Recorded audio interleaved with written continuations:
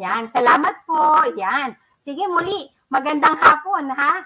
Medyo nagka-problema tayong technical. O, sige. Ngayon, grade 10, gusto kong makita ang papuso naman dyan. Ayan, papuso. Para kung malaman na handa na ngayong hapon sa ating aralin. Gayon din, hinihiling ko rin na pakishare tong link na to para marami tayong grade 10 students na katulad ninyo na maabot at matulungan na rin natin. Sabi nga, isang simpleng aksyon pero malaking tulong. Sige nga, grade 10, tingnan natin, i-share na rin natin ang link na to para makatulong din tayo sa iba pang grade 10 na katulad ninyo. Yan. Sige, tayo halina. Medyo mahaba-haba ang ating araling tatalakayin. Simulan natin sa pagbabalik tanaw sa naging talakayan ninyo ni Tutor Pam noong nakaraang linggo. Ayan, tingnan ko kung naaalala pa ang naging talakayan ninyo noong nakaraang linggo. Sige, na-share na ba natin para nang sa gayon ay marami tayong mga grade 10 na matulungan din katulad ninyo at makibahagi sa ating talakayan ngayong hapon. Ayan, sige. Nakita ko na yung mga puso, nakatutuwa at nakatataba ng puso sa katulad kong tutor, ang makitang kayo ay aktibong nakikibahagi sa ating talakayan ngayong hapon. Yan. Pero babati muna pala ako. Sige, kanina pa yan. Binabati ko si J. Mark Drapanan, yan, mula sa Doña Magdalena Gapud High School. Magandang hapon sa iyo. Si Rainiel, na aktibo lagi yan tuwing Miyerkules. Rainiel Manabat de Vera. Ayan, magandang hapon sa iyo. Okay, gayon din, binabati ko rin si Leia Simangan mula sa 10 Einstein ng Doña Magdalena, Gapud High School. Pakisabi kung saan din kayong lugar para alam natin kung hanggang saan naaabot ang ating itulay, di ba?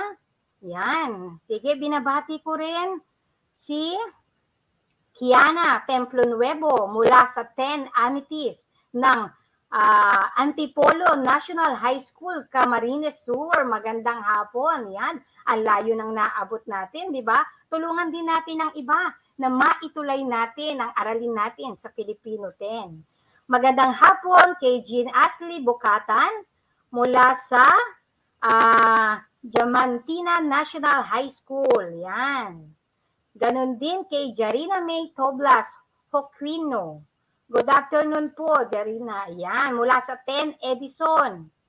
Gayon din kay Lisa Acosta. Magandang hapon sa inyo. Sige. Ayan, mamaya naman ulit ang ating pagbati. Simulan na natin ang ating talakayan sa pamamagitan ng pagbabalik tanaw natin sa naging talakayan ninyo nung nakaraan kay Tutor Pam. Tingnan natin kung may naaalala pa. Kapag sasagot sa comment, lagyan nyo ng bilang. Nang sagay, alam natin kung anong bilang ang sinasagot ninyo, ha? O sige, pa-thumbs up muna kung naintindihan ang panuto ni Tutor Donna. Yan, tingnan ko nga ang thumbs up. Sige, hintayin ko kung naintindihan. Ayan. Pa-thumbs up naman. At papuso na rin. O, sige. Ayan, ayan, ang daming thumbs up ni Rainiel. Salamat sa iyo, Rainiel, ha? Sa iyong aktibong pakikibahagi linggo-linggo sa ating itulay. Yan, sa susunod, maglalagay tayo ng segment na aktibong itulay duty. Di ba? Pwede. O sige, simulan na natin ang ating aralin. Ayan. Titingnan natin. Ngayon ay nasa ikalimang linggo na tayo ng unang quarter at ang ating paksa ay kaugnay sa epiko at mga pananda sa mabisang pagpapahayag. Simulan natin ang ating mga inaasahan. Nahihinuha ang katangian ng tauhan sa napakinggang epiko. Ikalawa, na ibibigay ang sariling interpretasyon sa mga kinahaharap na suliranin ng tauhan. At ang ikatlo, walang ikatlo natin. Ang ikatlo ay natutukoy at natatalakay ang mga panandang pangdiskurso, okay, na ating gagamitin sa paglalahad ng mga pahayag. Yan, magbalik-aral na tayo. Tingnan natin ang balik-aral natin. Una,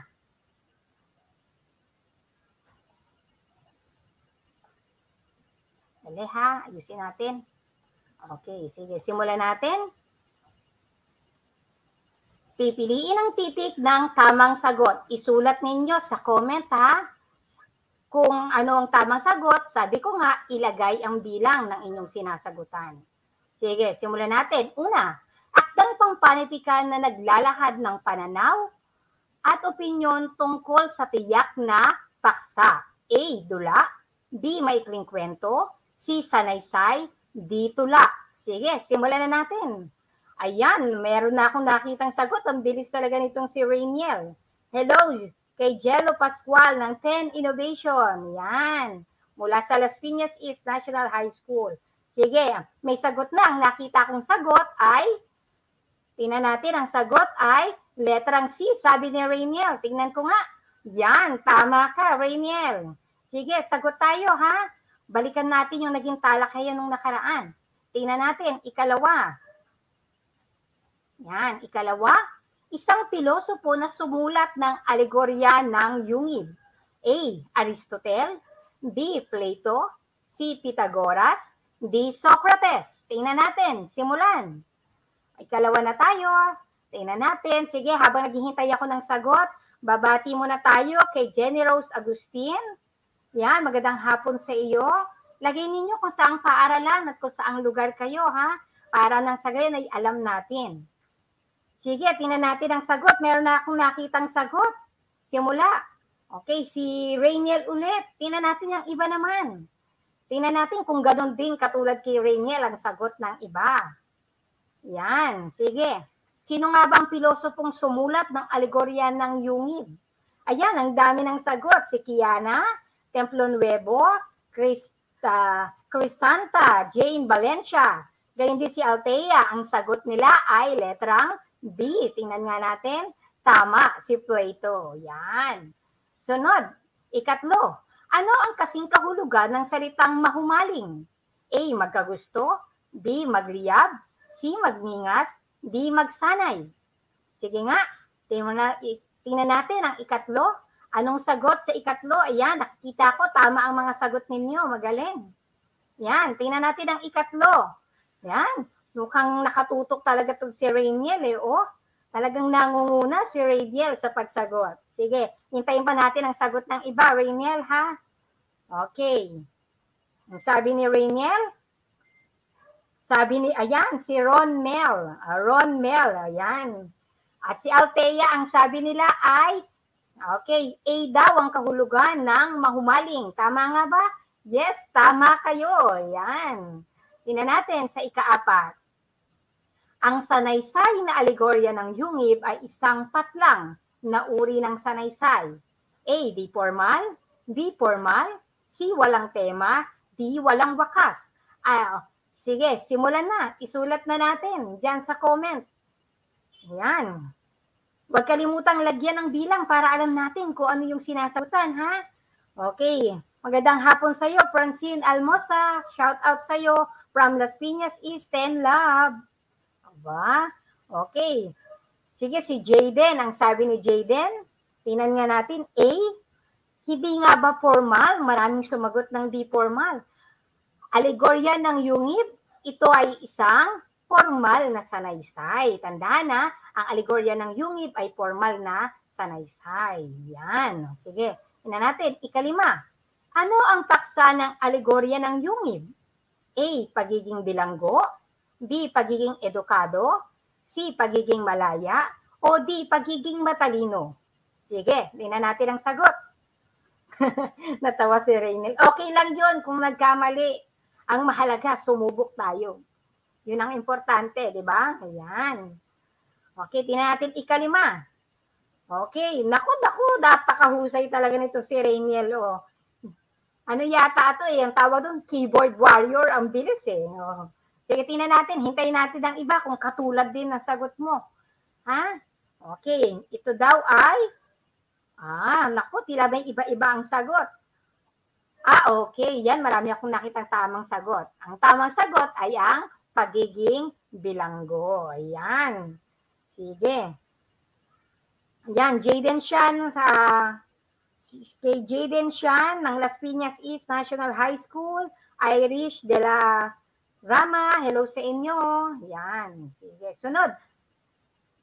Sunod tayo. Ika-6 na tayo. Bahagi ng sanaysay na dito inilalahad ang pangunahing kaisipan o pananaw ng may akda. A. Gitna, B. Kasukdulan, C. Panimula, o D. Wakas. Saan kaya makikita yung bahagi ng sanaysay na nandun yung pangunahing kaisipan o pananaw? Sige, tingnan nga natin. Aba, anong letra? Lagyan natin ng bilang para alam natin kung anong sinasagot nating bilang, ha? Okay, o sige. Subok pa tayo, Bert, ha? Okay. Saan kayang bahagi? Sa gitna ba, sa kasukdulan, panimula, o wakas? Ang tamang sagot ay sa wakas na bahagi. Ayan. Mukhang may nagkamali doon, ha? O, di bale, at least alam nyo na. Okay. Sige, sunod. Ika-7. Bahagi ng sanaysay na dito nakikita ang pagtatalakay sa mahalagang puntos ukol sa tema at nilalaman ng sanaysay. Ano kayang bahagi? A. Katawan, B. Panimula, C. Tema, o D. Wakas. Okay, pang-7 na tayo. Yan, pang-7. Yan natin. Ayan, mahuhusay itong mga mag-aaral natin ng grade 10. Aktibong nakikilahok. Very good. Yan, tingnan natin ang 7. Sabi, aba, ang bilis talaga nito si Rainiel. At hindi naman nagpatalo si Kiana. Tingnan natin kung tama yung mga sagot nila. Kung sino ang tama sa kanila. Sige, tingnan ko pa. Hintayin ko pa yung ibang sagot. Ha? Sabi nila ay A, katawan. Sabi ni Crisanta, Jane Valencia. Tingnan natin kung tama sila. Yan, magaling. Sa katawan na bahagi. Okay? Sige. Tingnan ko nga. Papuso naman yung nakakuha ng tamang sagot lahat. Kung hindi naman, huwag mag-alala, palike na lang. Okay, marami pa namang susunod. Ang mahalaga ay naunawaan at sumubok tayo, di ba? Sige, palike yung mga nakakuha ng may pagkakamali ng 1 o 2. Papuso doon sa mga nakakuha ng tamang sagot lahat. Yan, at palakpakan natin ang ating mga sarili. Yan, okay. Sige, nakapagbalik-aral na tayo at nakapagbalik-tanaw sa nakaraang naging talakayan. Ngayon, ano kaya ito? Simulan natin. Pamilyar ba kayo sa salitang Darna, Alea, Bagani, Pirena, Danaya, Amaya, Amihan, at Captain Barbell? Pamilyar ba kayo? Sige nga, tingnan ko nga kung pamilyar kayo. Kung pamilyar kayo, saan kaya natin nakikita? Okay, o ano kaya ang mga ito? Ayan, ba 6/7? Very good, Kiana. Ayan. Okay. Medyo pinagpawisan siya, yung nakalagay pa. Ayan. Mga karakter sa comics, pwede rin naman. Oo, si Captain Barbell, nakita natin. Mga karakter sa comics, tingnan natin. Sino pa ba? Saan pa kaya natin sila nakikita? Okay. Opo daw, sabi. Pinagpawisan. Raymond Padilla, hello. Yan, mula sa Doña Magdalena Gafford High School. Yan. Pwede din pong mga teleserye, sabi ni Rainiel. Aba, tama ka, Rainiel. Napapanood natin ito sa mga teleserye. Si Darna, nakilala natin si Nabagani, Pirena, Dananya, at iba pa. Anong mga katangian na magkakatulad sa mga tauhan na naririyan? Sige nga, tingnan ko nga, paki-comment nga, anong katangian ng mga tauhan na yan? Na nagkakatulad sila sa isa't isa. Sabi ni Jaden, ma'am, sa Encantadia. Oo, sa iba, sa Encantadia. Tama yon. Napanood ko po sa TV yan. Anong katangian nang nakita nyo may pagkakatulad sa kanila? Tingnan ko nga. Sige. Yan, kay Rachel Moran. Magandang hapon. Sige, anong katangian ang nakita nyo tila pag magkakatulad o magkakapareho sila? Sabi ni Rainiel, matapang at malakas. Oo, tama naman. Diba? Okay. At ang mga, meron pa ba? Tingnan ko nga habang naghihintay ako ng sagot. Ako, hello, Irish de la Rama. Yan, magandang hapon sa inyo. Bukod sa sinabi ni Rainiel na matapang at malakas, Ano pa ang katangiang nakita niyong may pagkakatulad sa kanila? Yan. Very good. Sabi ni Ira Beruela, may mga kapangyarihan. Tunay, tumpak ka dyan. Sila ay nagtataglay ng kapangyarihan. At nagsasabing sila ay nagpapakita ng kabutihan at kabayanihan. Alam nyo ba na meron tayong akdang pampanitikan na nagpapakita ng kabayanihan o may mga katangiang nagpapakita ng kabayanihan at nagtataglay ang mga tauhan ng kapangyarihan? Tingnan ko nga kung alam ninyo, ano kayang akdang pampanitikan ang may katangiang nagtataglay ng kabayanihan at ang mga tauhan ay may kapangyarihan? Tingnan ko kung mahuhulaan. Sige, tingnan nga natin. Sige, babati muna ako habang naghihintay ako ng sagot sa mga masigasig at aktibong mga tagapanood natin at mga mag-aaral ng grade 10. Yan, naku talaga naman to si Rainiel. Napaka-aktibo talaga at nakatutuwa. Yan. Sabi ni Rainiel, epiko. Ayan. Tama nga ba si Rainiel? Tingnan natin. Yung iba naman, makibahagi tayo, ha? Sali, wag mahiya. Lahat makisangkot. Makibahagi. Tama ka, Rainiel. Ito ay epiko. Yan. Alamin natin ngayon, ano ba ang tinatawag nating epiko? Yan, ngayon ang ating tatalakayin. Sabi, ang epiko ay mula sa salitang Griego na epos, na ang ibig sabihin ay salawikain o awit. Ngunit, sa kasalukuyan, ito ay tumutukoy sa kabayanihan na isinasalaysay. Tandaan ha, ito ay dati salawikain ito o awit. Pero ngayon, naging isa itong kabayanihan na isinasalaysay, ikinukwento. Yan. Bukod doon, ang epiko din ay isang uri ng tulang pasalaysay. At sabi natin tulang pasalaysay, kalimitan makikita natin nasaan yung patula. Pero may kwento, di ba? Nagsasalaysay. Na nagsasaad ng kabayanihan ng pangunahing tauhan na may taglay na kapangyarihan. Yan ha. Okay. Gayon din ang epiko, layunin nitong gisingin yung damdamin ng mambabasa upang hangaan natin ang pangunahing tauhan. Sino bang hindi hahanga sa may taglay na kapangyarihan, di ba? Okay, kaya yun ang layunin ng epiko, gisingin ang damdamin para hangaan natin ang tauhan. Ayan. Gayon din, alam nyo ba na ang epiko ni Gilgamesh ang itinuturing na alin o kilala na epiko mula sa Mesopotamia? Alam nyo ba ang Mesopotamia? Ang Mesopotamia ay mula sa salitang Griego na mesos, na ang ibig sabihin ay pagitan. Okay, potamos, na ang ibig sabihin ay ilog. Kaya ang Mesopotamia, ibig sabihin ay sa pagitan ng ilog. At ang Mesopotamia ay matatagpuan natin sa bansang Iraq. Yan ha, dagdag impormasyon sa atin. Okay, gayon din, pinaniniwalaan ng epiko ni Gilgamesh ang kauna-unahang dakilang likha ng panitikan. Yan. Okay. Sige. Ngayon, pamilyar ba kayo kay Homer? Si Homer ng Gresya. Okay, si Homer ng Gresya ang nagpasimula ng tradisyon ng epiko sa Europa noong 800 BC. Okay, kung pamilyar kayo sa Iliad at Odyssey, siya ang sumulat noon. Okay, yung dalawang dakilang epiko ng Griego na Iliad at Odyssey. Siya ang sumulat, si Homer. Okay, syempre hindi rin nagpatalo yung mga taga-Italy. Nandyan si Virgil na siyang lumikha ng mahalagang epiko ng Imperyong Romano noong 70 hanggang 19 BC. Siya yan. Okay, sunod. Okay, sinulat ni Virgil ang The Aeneid. Yan, taga-Italy si Virgil. Gayon din si Dante, sumulat din siya at kilala rin na kanyang naging epiko. Si Dante ay mula din sa Italia. Okay, sinulat naman niya ang The Divine Comedy. Yan.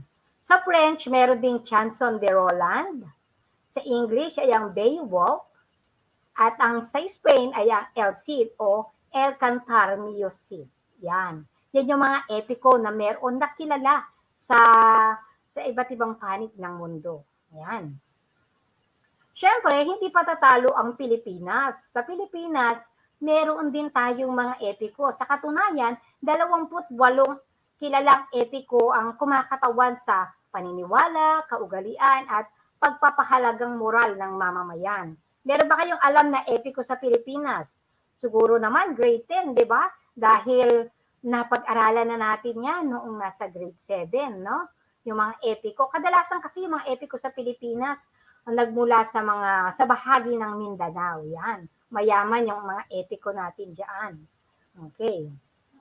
Okay, isa sa mga halimbawa ay ang Ibalon, Hudhud at Alim, Indarapatra at Sulaiman, Tuwaang. Okay, ilan lamang yan sa mga kilalang epiko. Okay, Biag ni Lamang, sabi ni Rainiel. Tama.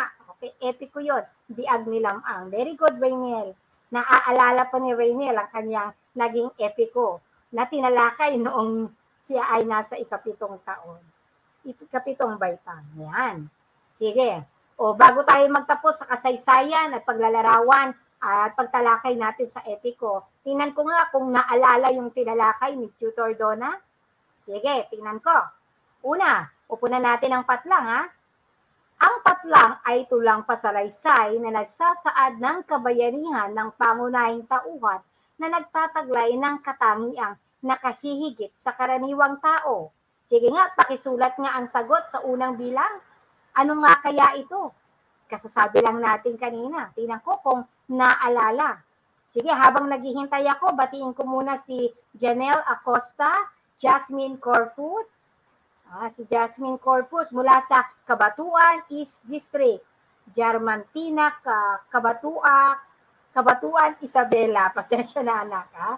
Ayan. Sabi ni Rainiel, okay, ito daw ay epiko. Tingnan nga natin. Yan, tama ka, epiko. Ito isang tulang pasalaysay.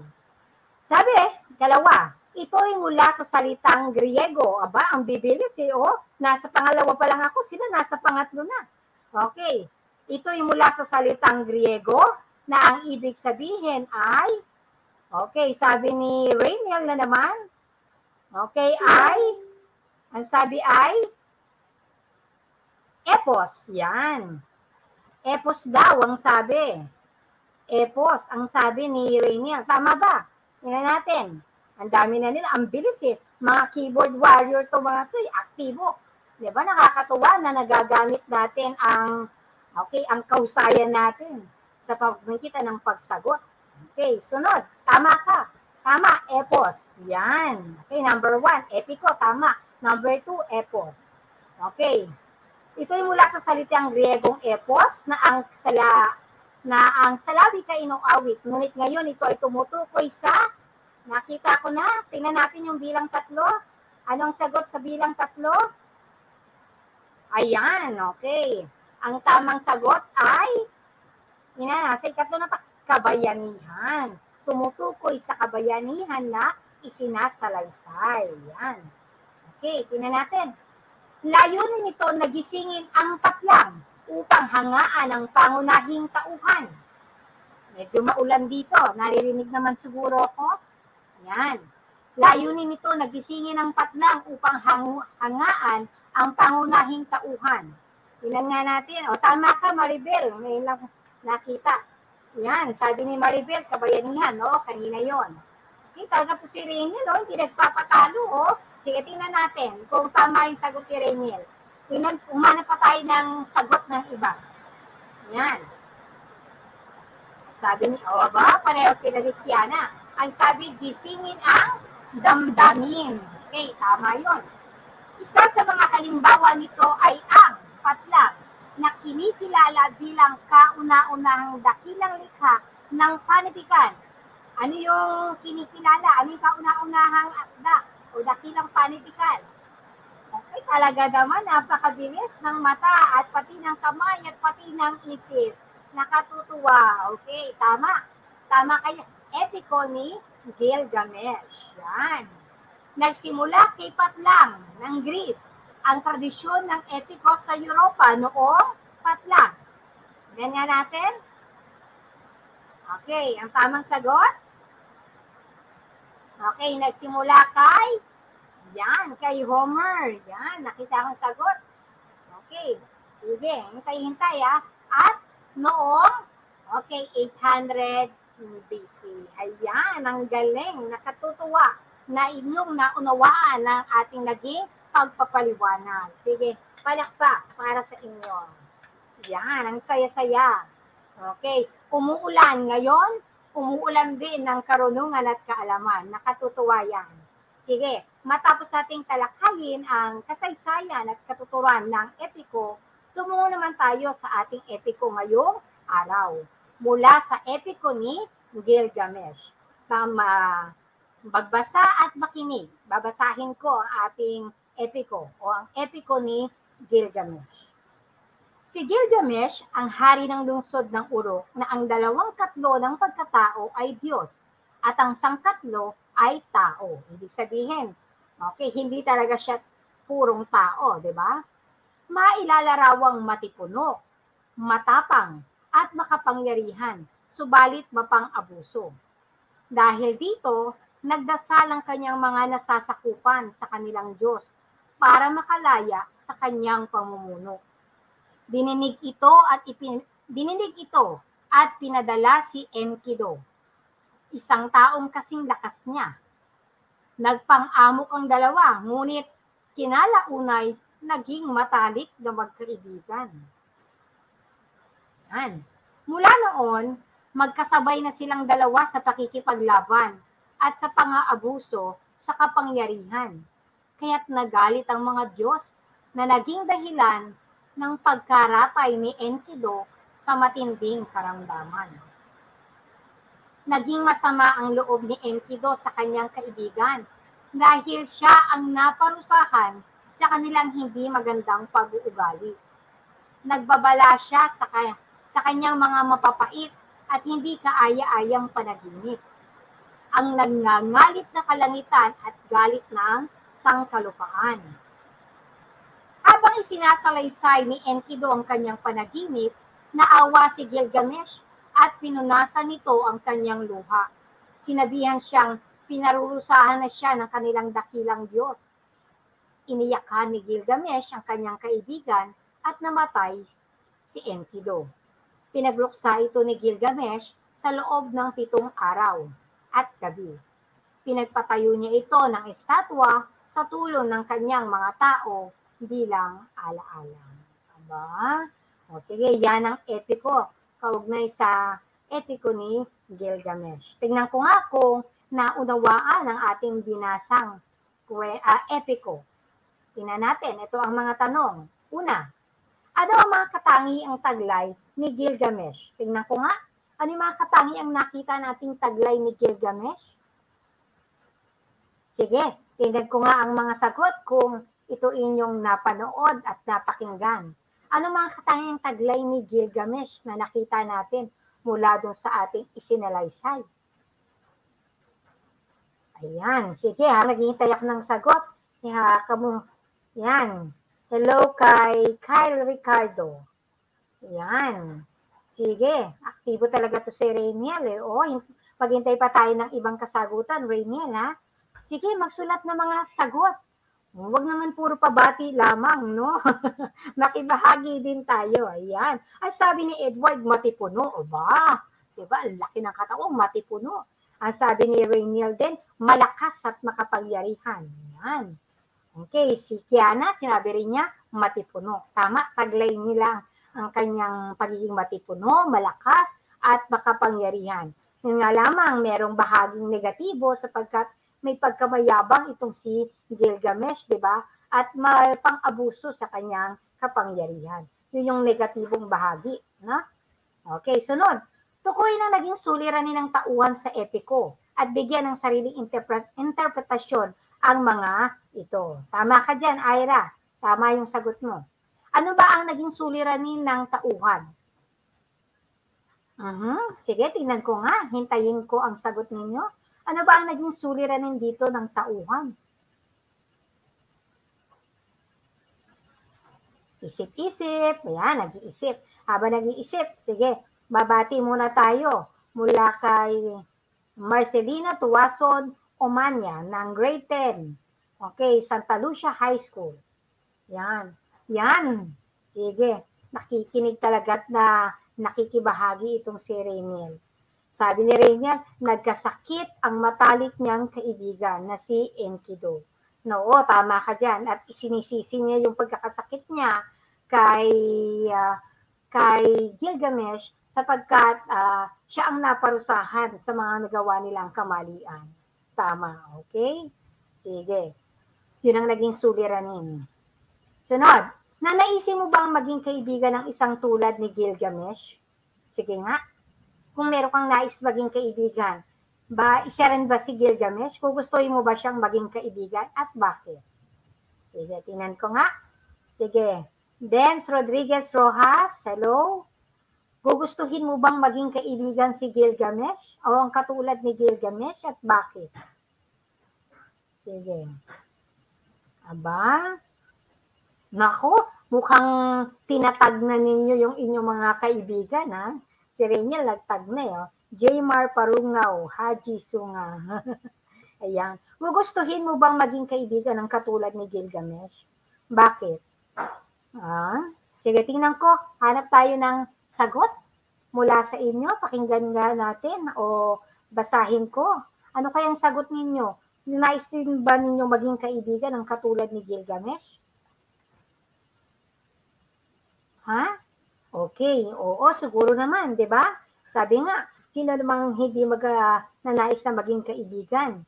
Okay, sapagkat siya ay malakas, makapangyarihan. At kung titingnan natin ay mapagmahal din kaibigan itong si Gilgamesh, di ba?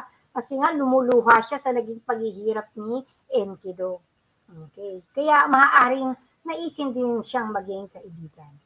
Okay, ipaliwanag nga natin ang nais ipabatid ng epiko tungkol sa buhay ng tao. Sa nangyari sa buhay ni Enkidu, gayon din kay Gilgamesh, ano kaya ang nais iparating ng epiko tungkol sa buhay ng tao? Sa palagay ninyo?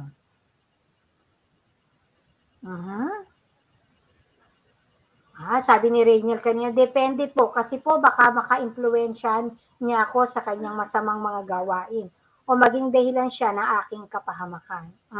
Pwede rin naman sinasabi ganon. Pero sabi nga natin, kapag ikaw ay isang tunay na kaibigan, hindi mo lamang siya mamahalin sa kanyang mga kabutihan, maging kanyang mga kapintasan at kakulangan. At turuan mo siya at tulungan mo siyang akayin at maging mabuti. Di ba? Okay, so yun yung siguro yung kahalagahan ng pagkakaibigan natin, no? Na wag lang nating yung kanyang mga kabutihan ang mahalin, kundi maging ang kanyang kapintasan. At tulungan din natin siya sa kanyang mga kahinaan upang ito ay iayos at iwasto. Okay. Sige. Sige, tingnan natin. Paliwanag na natin, ano ba ang nais ipabatid ng epiko kaugnay sa buhay ng tao? Sa nakita natin kay Enkidu, gayon din kay Gilgamesh. Meron bang nais iparating ito patungkol sa ating buhay? Sige nga, tingnan natin. Sige, habang naghihintay tayo ng kasagutan.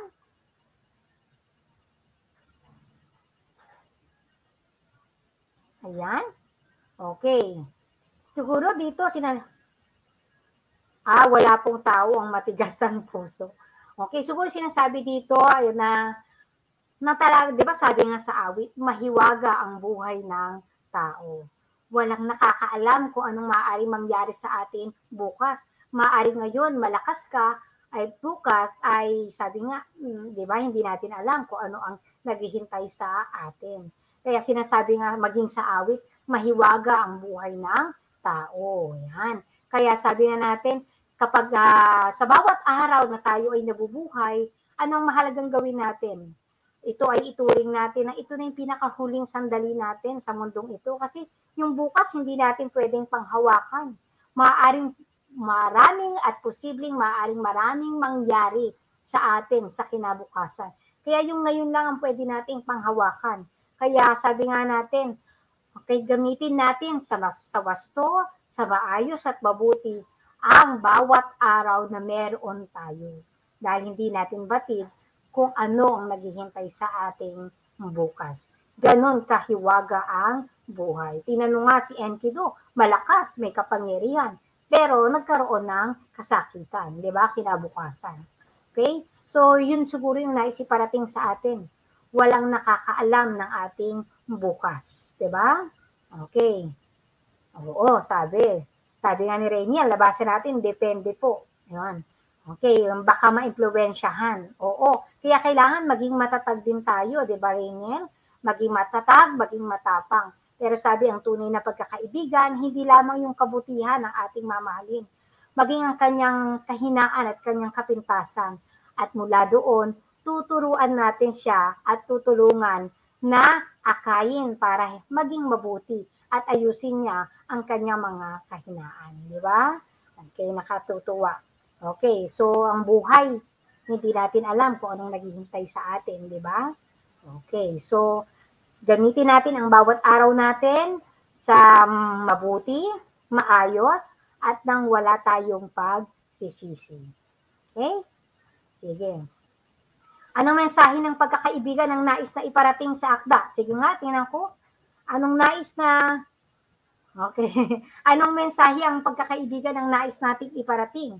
O, asa na ang mga nagko-komento natin? Tingnan ko nga. Pagdating sa pagkakaibigan, ano ang pananaw mo naman? Okay, ano ang nais iparating nito? Yung akda natin sa pagdating sa pagkakaibigan. Yan, tingnan ko nga. Anong pananaw mo pagdating sa pagkakaibigan? Yan, oo. Sige nga, kung pag ikaw ay nakikipagkaibigan, ano ang konsepto mo dito? Na makikita natin na tinalakay at naisiparating na mensahe ng akda natin. Okay. Ay, ito sabi ni Tutor Mel, ang kaibigan ay isang biyaya. Kahit hindi perpekto ang mundong ito, ito pa din ay biyaya na dapat mapahalagahan. Di ba? Ang ganda. Oo, sabi nga, wala namang perpekto sa mundong ito, di ba? At ang pagkakaroon ng isang tunay na kaibigan ay isang kayamanan. Sabi nga, ang pagkakaroon ng isang tunay na kaibigan ay nakikita hindi lamang sa panahon ng kasiyahan, kundi sa panahon ng kagipitan. Diyan mo makikilala ang tunay mong kaibigan, di ba? Okay. Okay. At ang pagkakaroon ng tunay na kaibigan, tama yun, Tutor Mel, di ba? Ay isang biyaya. Ayan, oo. Sige, tingnan ko, meron pa bang iba? Okay, yan ay mula sa ating epiko. Yan. So, yan ang naisiparating ng ating epiko. Okay, kaya lamang, hindi na itutuloy na lamang natin ang ating pagtalakay sa ating susunod kaugnay sa mabisang paraan ng pagpapahayag. Okay, pero bago tayo magtapos ngayong araw, ang nais ko ay magbigay tayo ng huli nating mga pananalita kaugnay sa epikong ating tinalakay. Tingnan nga natin.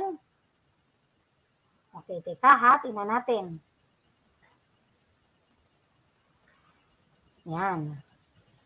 Kaugnay sa ating epiko na tinalakay, ito ang ating pagtitibayin.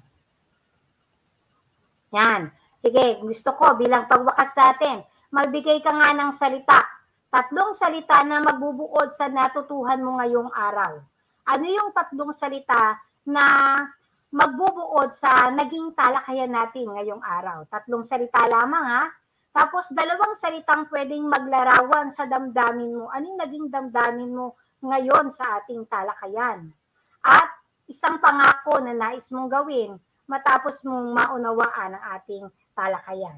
Sige, tingnan ko.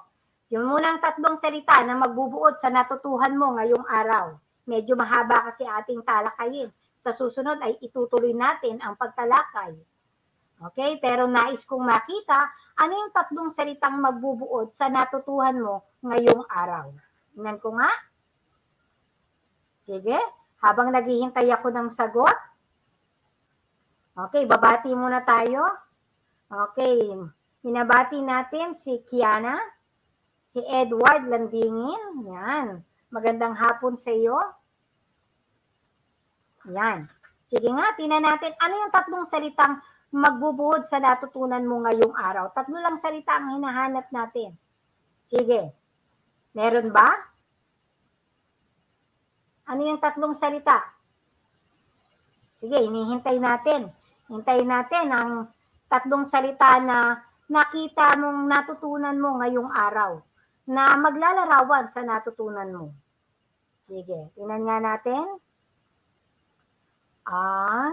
Okay, hintayin natin ang 3 salita mula sa inyo. Ano yung 3 salitang pwede nating magbubuod sa ating naging talakayan? Una, ito ay, ano yung una nating tinalakay? Okay? Ayan. Sige, hello kay Paula. Ayan, sabi ni Rainiel, epiko ni Gilgamesh. Masaya at okay. Sa una niya, epiko ni Gilgamesh. Sa ikalawa, masaya at natuto. Okay, sumunod, isabuhay. Ba? Yan yung 3 salita ni Rainiel na napulot ngayong araw para maibuod ang kanyang natutunan ngayong araw. Tingnan natin ang iba pa. Tingnan natin ngayon ang iba pa. Okay, sabi naman ni Tutor Mel, maunawain, mapagpatawad, at mapagmahal na kaibigan. Diba? Yun yung mga nakuha ni Tutor Mel. Okay, na nanonood. Hello sa'yo, Tutor Mel. Yan, sige, tingnan natin ang iba pa. Okay, yan, nakatutuwa. At okay, sabi nga ay ang natutunan natin ay kaugnay sa epiko ni Gilgamesh, kaya hindi nakasaysayan nito. Masaya tayo sapagkat ngayong araw na ito, tayo ay natuto. Pwede rin at ang ikatlong pangako, isabuhay natin ang ating mga natutunan ngayong araw. Sabi nga, ang kaya ituring nating kayamanan ang ating mga tunay na kaibigan. Okay? At sabi nga ay tayo ay dapat na hindi rin mamili ng ating kakaibigan. Kung nakita natin ang kanilang pagkukulang, turuan natin at akayin sila. Okay? Sige, yan muna ngayong hapon ang ating magiging talakayan. Ipagpapatuloy natin ito sa susunod na, okay, pagkikita natin sa susunod na Miyerkules. Okay? Magaling, natutuwa ako sa inyong naging pakikilahok. Huwag kalimutang tuwing Miyerkules, subaybayan ang Itulay Tutor sa Pilipino mula sa grade 7, grade 8, 9, at 10. Yan. Okay. Kung meron kayong nais na ipadala na inyong tugon, kaugnay sa inyong komento at suhestyon, okay, pwede kayong magpadala dito sa nakikita nyo sa ating screen. Okay? Sige. At dito, nagtatapos ang ating araw, kaugnay sa ating pagtalakay, sa ating aralin, hanggang sa muli nating pagkikita-kita at pagtatalakayan sa Itulay. Okay, at siya nagtatapos, at dito po si Tutor Donna na nagpapaalam sa inyo ngayong hapon. Paalam at maraming salamat.